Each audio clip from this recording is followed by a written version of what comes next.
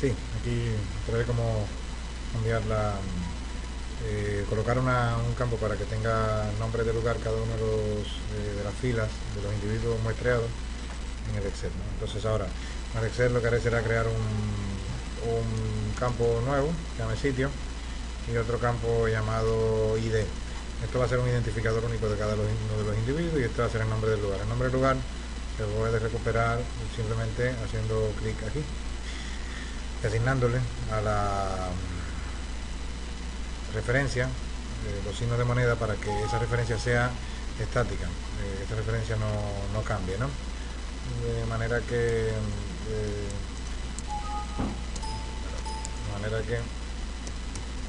de 2, de manera que cuando yo mueva la celda hacia abajo y la arrastre el contenido, entonces se va a mantener la misma referencia en todas ellas. Si no hago eso, pues entonces la referencia se actualiza también. Y el ID lo que simplemente voy a hacer es colocar un valor 1 al principio, lo voy a arrastrar hasta el final y ese 1 lo que va a hacer es se va a copiar, pero le voy a decir que haga una serie de relleno y lo va a hacer un incremental. Ese incremental le va a asignar un número, un identificador único a cada uno de los individuos muestreados. Entonces, bueno, visto esto, ahora lo que hay que hacer es definir esto como un rango. Como la columna observacional no tiene ningún sentido copiarla, pues simplemente voy a copiar desde N hasta ID. Esta columna lo que voy a hacer es definir ese rango, lo voy a definir con un nombre, definir nombre y le voy a poner aquí datos. Bueno, ya este existe porque yo lo tengo aquí copiado ya en este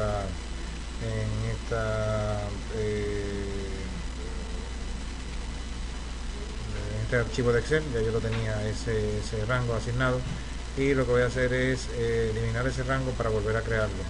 De esa manera podremos tener la posibilidad de usar el mismo nombre, ¿no? Si también queremos podemos usar un nombre nuevo como datos 2, ¿no? Por ejemplo.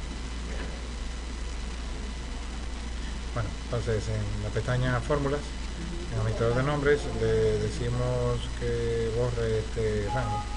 De manera vamos a tener un rango nuevo, podemos haberlo actualizado también. En este caso lo vamos a hacer, lo borré y ahora le vamos a poder utilizar el nombre sin problema. Ahora este rango se llama datos. Bien, este rango llamado datos ahora en la hoja 1, pues ya lo único que tengo que hacer es guardar y hacer la importación de datos en él. Hacerlo, vamos a usar el RI 386, que es el de 32 bits, en la que los paquetes que se utilizan funcionen, sobre todo el RODBC que solamente funciona en la versión 32 bits. Aquí al pegar estas sentencias lo que hace es cargar cada uno de estos paquetes. Si no estuvieran instalados estos paquetes, habría que instalarlos aquí en el menú instalar paquetes. Si no estuvieran, en este caso sí yo los tengo todos instalados, por eso no me da ningún error, pero si no habría que ir a instalar paquetes y buscarlos cada uno de ellos. Se elige el Zero Cloud de manera general y ese CRAN Micro es bastante rápido, generalmente es el central, y se elegiría cada uno de esos paquetes, el RDBC, el ReShape, el Vegan, ¿no? Ahora bien, si no, las funciones que vamos a usar no van a funcionar todas.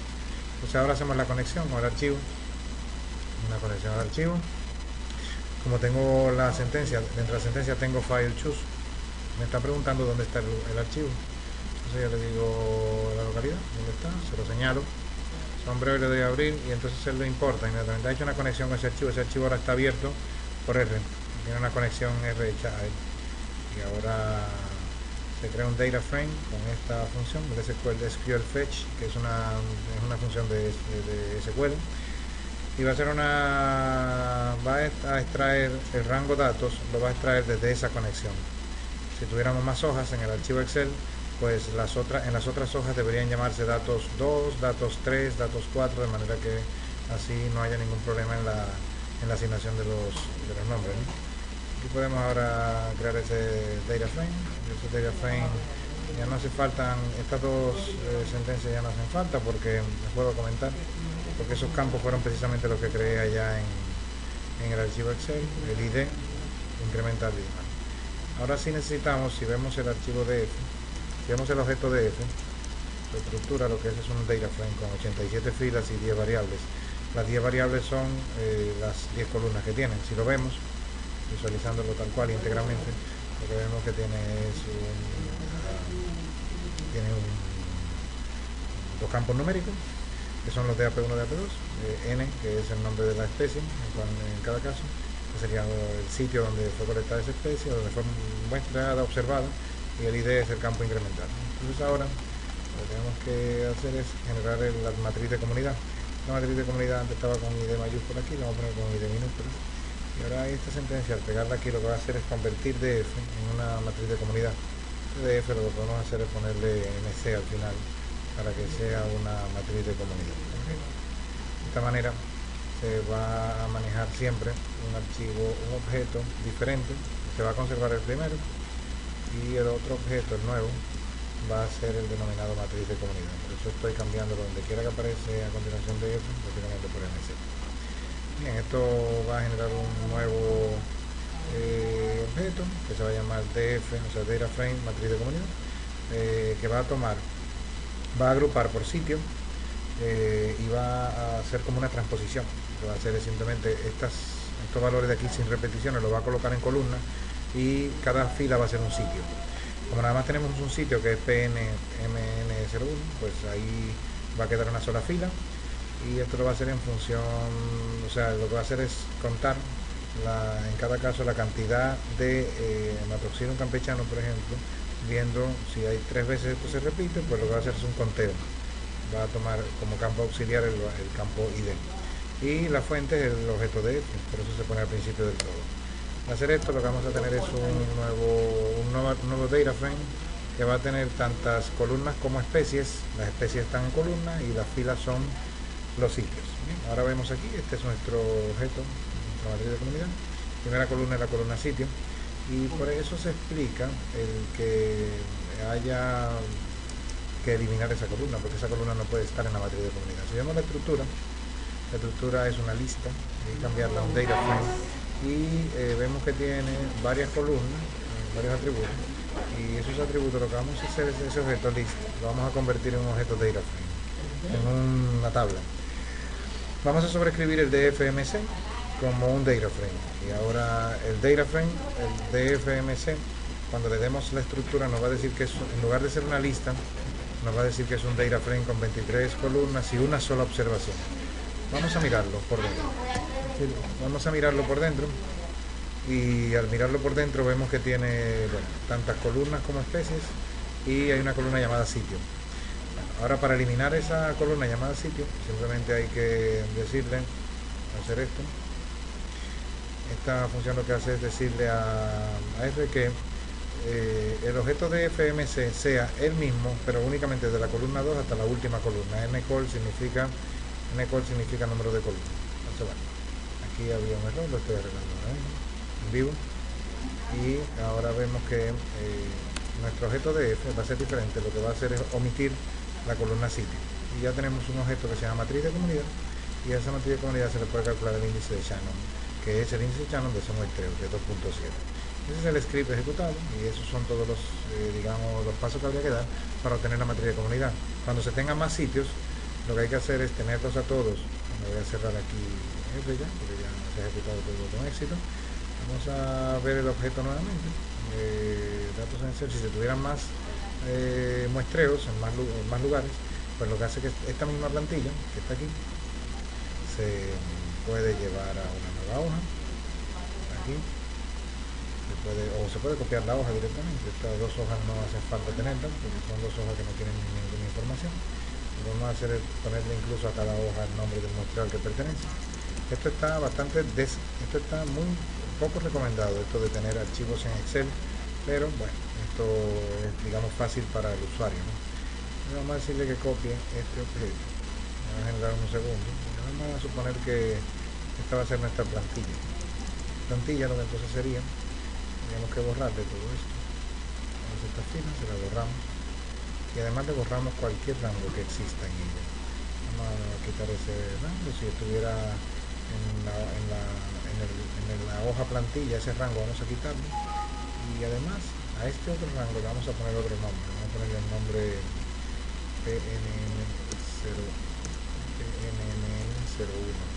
y así vamos a tener que nuestro rango se va a llamar PNN01, y de esta manera el rango que está aquí, este que habíamos dicho que es el que contiene los datos, ahora se va a llamar, ese es el rango, se llama PNM01. Está en la hoja PNM01 y ya se quedaría bien. Ya no hay, aquí no hay rango definido, aquí habrá que definirlo cuando la llenemos por completo. Estas dos celdas se van a rellenar de manera automática. Vamos a hacer la que se rellene de manera automática, haciendo que él lea desde aquí y haciendo que él lea desde aquí. Voy a arrastrar hasta, por ejemplo, hasta 200. Su muestra no va a tener más de 300 individuos en general, sobre todo en leñosas es difícil obtener 300 individuos. Y entonces lo que vamos a hacer es dejarlo generado. Igual lo mismo con el código ID. Este código se va a dejar generado aquí de manera automática para que cuando haya que hacer nuevas transcripciones, o sea, todo esto se puede eliminar, todo por completo, dejar como una plantilla vacía. De esta manera, cuando se copie, va a quedar todo. Entonces ahora aquí aparece un 0 porque esto está vacío. Si llegamos a poner algo aquí, por ejemplo el 02, todo eso se va a rellenar de manera automática. ¿Okay? Lo voy a dejar vacío para que sea una plantilla absolutamente vacía y que se pueda utilizar. Lo voy a guardar como tal. Y ahora ya esta plantilla puede ser utilizada también nuevamente en Ember, ¿no? Ahora vamos a ver el script, lo vamos a ver nuevamente, vamos a ejecutarlo, a ver qué tal va, a ver si funciona nuevamente. Como cambiamos el nombre del rango, ahora aquí tendríamos que poner el mismo, PNM. El nombre del rango era antes PNM, ahora antes era datos, ahora es PNM01. Y ahora estas dos que las comentamos las vamos a borrar porque no son necesarias. Vamos a hacer ahora una selección completa de todo y probar a ver si funciona. Entonces si le damos aquí, esto sería, digamos, me pide ahora que cargue el archivo de datos y él hace todo de manera automática, no hay que decirle absolutamente nada. Y ahí incluso al final llegó al índice de Shannon y hizo todos los pasos. Leyó el objeto df, lo convirtió en el rango de datos de PNM01. dfmc es la matriz de comunidad generada a partir de la tabla de enlace que teníamos anteriormente. Y luego aquí tenemos la conversión a data frame, la estructura de ese objeto y luego la eliminación de la columna sitio y luego el índice de diversidad de Shannon, y luego de ahí se podrían derivar muchísimos más análisis interesantes que se pueden hacer con los índices, ¿no? Con todo el tema de los índices de biodiversidad. Bueno, ahí lo podemos dejar y esto yo creo que ya puede ser utilizado.